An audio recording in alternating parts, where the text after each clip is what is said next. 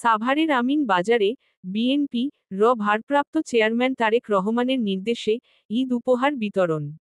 নিজস্ব প্রতিবেদক মোহাম্মদ ছালে আহমেদের পাঠানো তথ্যচিত্রে প্রতিবেদন।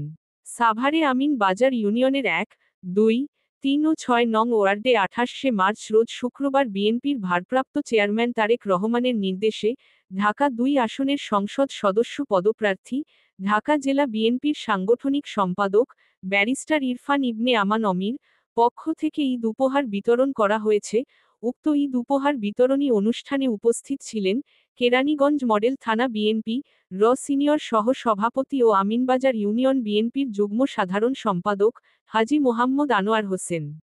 এই সময় আরও উপস্থিত ছিলেন আমিনবাজার ইউনিয়ন বিএনপি সাধারণ সম্পাদক মোহাম্মদ হোসেন, আমিনবাজার ইউনিয়ন বিএনপির সাংগঠনিক সম্পাদক সানোয়ার হোসেন, আমিনবাজার ইউনিয়ন বিএনপির প্রচার সম্পাদক হাজী আব্দুল হক, আমিনবাজার ইউনিয়ন স্বেচ্ছাসেবক দলের সভাপতি মাসুদ রানা পলিন সহ আরও অনেক। প্রধান অতিথির বক্তব্যে হাজী মোহাম্মদ আনোয়ার হোসেন বলেন, পক্ষ থেকে আন্তরিক ধন্যবাদ আর অভিনন্দন জানিয়ে আপনাদেরকে আমি একটি মেসেজ দিতে চাই। আপনারা দেখলেন আমাদের অনুষ্ঠান শুরু হওয়ার প্রাক্কালেই আমাদের ঢাকার গর্ব, আমাদের অভিভাবক সাবেক মন্ত্রী, সাবেক এমপি আলহাজ আমানুল্লাহ আমান আপনাদের মাঝে আপনাদের উপস্থিতিতে বক্তব্য উনি দিয়েছেন। উনি আপনাদেরকে ধন্যবাদ জানিয়েছেন, উনি আপনাদেরকে ঈদ মোবারক দিয়েছেন, উনি দোয়া চেয়েছেন ওনার জন্য, ওনার দলের জন্য, ওনার নেত্রীর জন্য, সবার জন্য উনি দোয়া চেয়েছেন।